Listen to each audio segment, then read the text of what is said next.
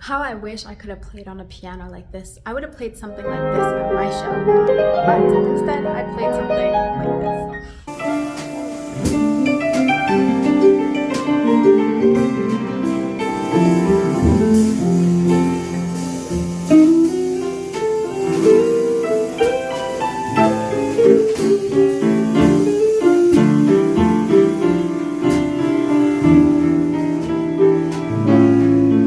Hi YouTube, and welcome back to my channel. My name is Ruth, and today we're going to talk about how to land your first gig as a musician.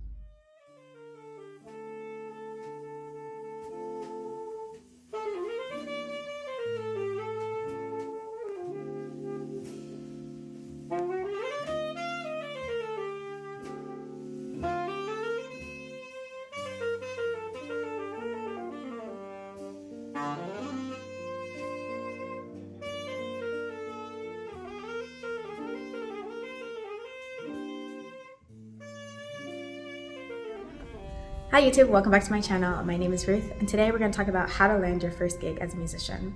If you're new here, and I talk about education, piano of course, how to play the piano, different techniques, and we also talk about how to live your life as a musician.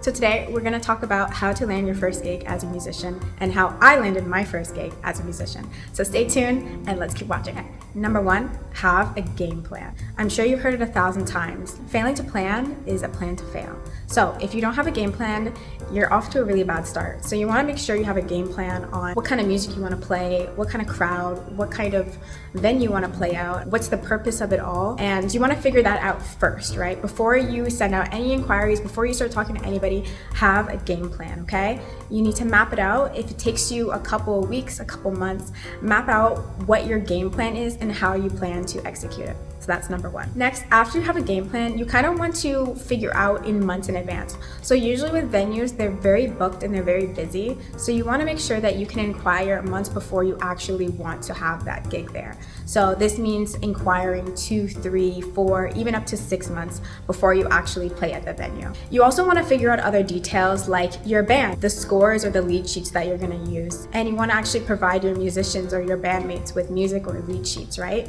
So all of these little details you want to figure out first before you actually send that inquiry to have your first show. Number 3, you want to research all the places that you actually want to play. Don't waste your time on places that you don't see yourself playing just to send out an inquiry. It's going to be a waste of time. Only reach out to the places that you yourself could see yourself and your bandmates playing there. A place where you could invite your friends and your family, a place where you can invite fans and guests to see you perform live. Research first. It's basically like researching before you buy. At the end of the day, you actually have a lot of power in the decisions of where you want to play, right? So if you're researching a particular place and you want to play there, then make sure you're doing your research on the type of venue it is, the type of music that they provide, the crowd, when the crowd is most active or live, the best times to go to this place, etc., right? Number 4 is you actually want to scout the place first before you inquire, which can be kind of flip-floppy sometimes. Sometimes you might inquire and then scout it. Sometimes you go to a place and you realize, wow, it's so beautiful, I want to play here. And then you inquire, right? As long as you're actually feeling out the place, then that's actually a better thing than just straight up kind of cold emailing, cold calling, and doing things like that. So you want to make sure you know the place so that when you go there, people actually see your face, people know you, and that way you can also network and market playing there one day. Number 5, you actually want to figure out your price. So this is going to be different for all musicians. All musicians have a set price, and you're going to have to do what works best for you. Once you figure out a price, you want to also figure out your band's price. And when it comes down to different venues, they have all different types of rules and regulations on how they want to hire a band or how they want to sell tickets to your show. So you want to make sure that you understand how you're going to pay yourself and pay your bandmates, and figure out all of those little logistics things about how you want to get paid as a musician doing your work. Okay, I think I'm at number 6. Once you've done that and you've created a whole list and you've scouted out and you know all the venues you want to play at, you know everything is tick, tick, tick on your list, then you actually want to make an inquiry, okay? I don't cover formal inquiries in this video, but if you're interested, I will do it in another video. But once you create your formal inquiry and send it out, then that puts you in the realm of one step closer to landing your first gig. Okay, number 7. Once you've done all those things, once you've made your inquiry, once you've made your game plan, once you know exactly how much money you want to make and you have a set price, you actually want to wait a couple days and follow up with the venue that you're interested in. So most venues are very busy, and honestly, they won't respond to you unless it's urgent or they need a band or something like that, right? So it's gonna have to take you to actually follow up on your inquiry to hear something from them. And sometimes it might discourage you if they don't respond, but that's okay. You can just move on to the next venue. I promise you, there are tons of venues out there that are willing and ready to hire you. Okay, number 8, be prepared for a no. So this is something that every musician has to go through, is be prepared for when venues say no, we're fully booked, we have so-and-so, we have XYZ, we can't hire you, etc. That's okay. There is a venue out there that will hire you, that will see your talent, and that will allow you to play. You just have to continue to find them despite the no's that you get. So let's put it in perspective. Say you reach out to 20 venues, which is a lot. Say you reach out to 20 venues and you only hear back from 2, and out of those 2, only 1 hires. That's still a win because you are still getting yourself out there, and every step of the way you are learning new things about how these venues work. So do not get discouraged when you hear a no from a venue or when you don't hear anything at all. They are just like that, and that's the nature of this business. But what's important for you is when you are scouting out and when you're going to these venues is to talk to people, get to know the managers, get to know the staff, and actually present yourself as a working musician. That's gonna get your foot in the door.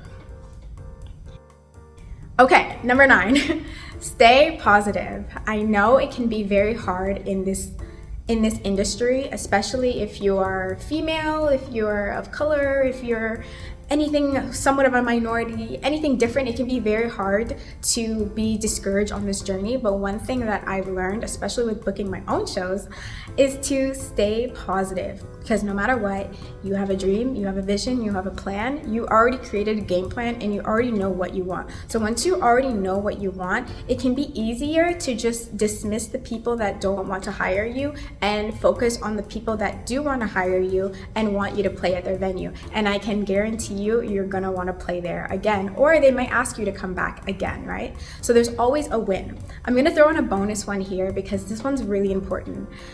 Don't think that you are above the rest, especially when you're starting out.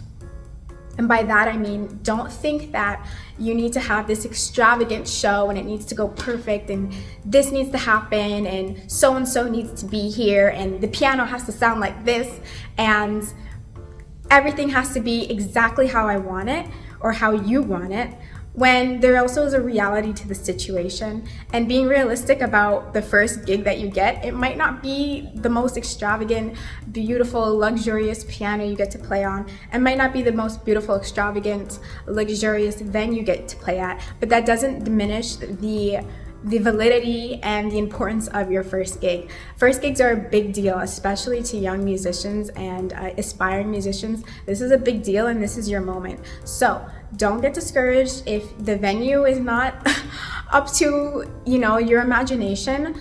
I encourage anybody who's just starting out is to do the show. And I've also learned this, and I'll insert some clips of me playing at my first show and it not being exactly what I wanted, but it was actually better than I thought it would turn out, and it was better than I expected.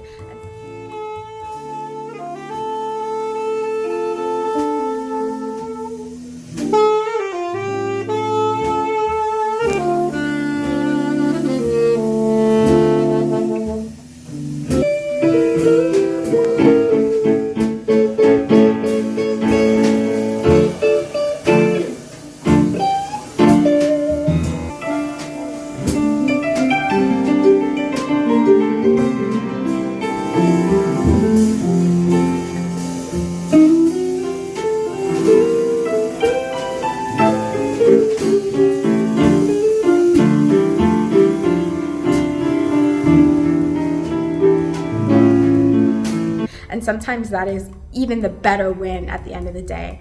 I hope these tips helped you to book your own shows as a musician and how to do it the right way.